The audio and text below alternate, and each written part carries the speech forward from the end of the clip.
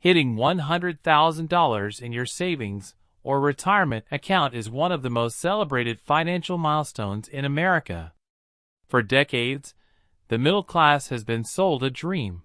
Work hard, save six figures, and you will eventually earn your freedom. But I need to show you a mathematical reality that the banking system hopes you never calculate.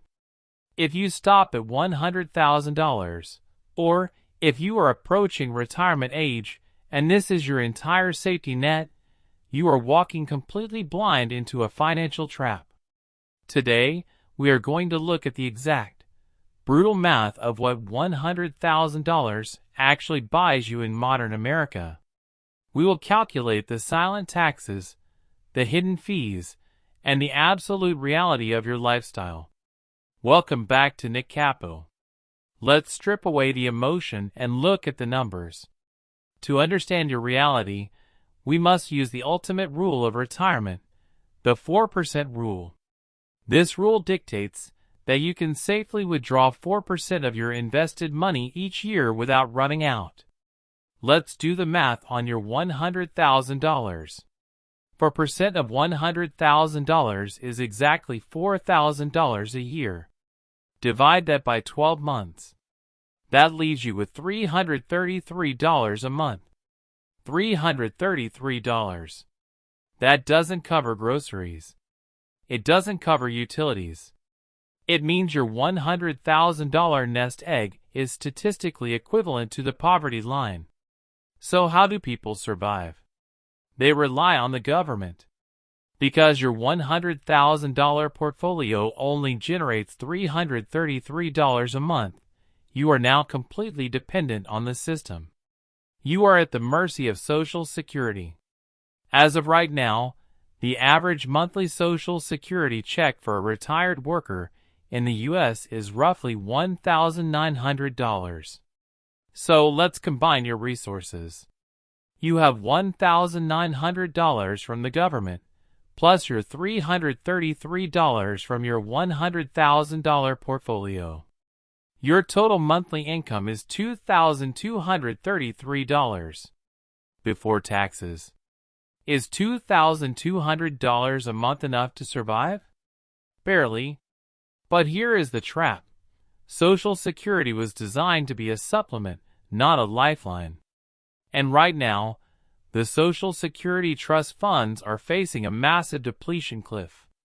If Congress doesn't act, benefits could be slashed by 20% in the next decade. If you are relying on that $1,900 check to keep you afloat because your $100,000 isn't enough, you are building your entire retirement on a foundation of sand.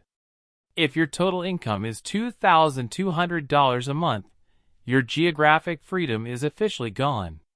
You can no longer afford to live where you want. You must live where your math dictates. You can immediately cross off California, New York, Washington, and most major coastal cities. The average rent alone in these areas will consume 80% to 100% of your entire monthly income. With a $100,000 portfolio, you are forced into geographic arbitrage. You have to take your small income to states with zero income tax and a dramatically lower cost of living. We are talking about rural parts of the Midwest or the Deep South. Alternatively, many Americans in this exact bracket are being priced out of their own country entirely. We are seeing a massive surge of retirees fleeing to places like Mexico, Costa Rica, or Southeast Asia just to make their $2,200 stretch. Having only $100,000 saved doesn't just limit your money. It forcibly evicts you from your home state. But let's say you move to a cheaper state. You balance your budget. You think you are safe. There is one systemic trap waiting to completely wipe you out, and it's the #1 cause of bankruptcy in America: healthcare. There is a dangerous illusion that once you hit 65, Medicare covers everything. It absolutely does not. Medicare has premiums, deductibles, and co-pays. It does not cover most dental work, vision, or hearing aids. But the real wealth destroyer is long-term care. If you or your spouse needs a nursing home or assisted living, Medicare does not pay for it. The average cost of a private room in a nursing home is over $9,000 a month. Your entire $100,000 life savings would be completely vaporized in less than 11 months. A single slip and fall, a single severe diagnosis, and that six-figure milestone you worked decades for is transferred straight to the medical industry. The psychological trap of having exactly $100,000 is that people become terrified of losing it. So what do? They put it in cash, CDs, or low-yield savings accounts. In a world of sticky inflation, playing it safe is the most dangerous risk you can take. If inflation averages just 3.5% a year, the purchasing power of your $100,000 will be cut in half in 20 years. Your money is slowly bleeding to death. Even in retirement, your capital must be invested. You need assets that pay you while you sleep, dividend ETFs, S&P 500 index funds, or real estate investment trusts. The goal isn't just to hold $100,000.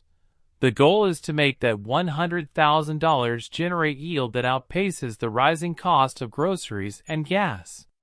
Now, take everything we just talked about, the $2,200 monthly income, the healthcare risks, the inflation, and add the ultimate retirement killer, debt. If you reach retirement age with $100,000 saved, but you still have a mortgage, a $600 monthly car payment, or worse, rotating credit card debt, the math completely breaks. You cannot outinvest 24% interest on a credit card. If you have debt, that $100,000 is a mirage. It doesn't actually belong to you. It belongs to the banks. The single most important financial move you can make before leaving the workforce is eliminating every single liability. If you are forced to live on $2,200 a month, your monthly overhead must be practically zero. So, if $100,000 is the poverty trap, what is the actual number?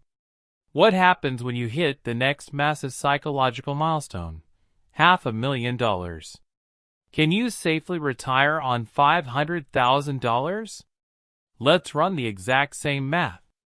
Using the 4% rule, $500,000 generates $20,000 a year. That is $1,666 a month.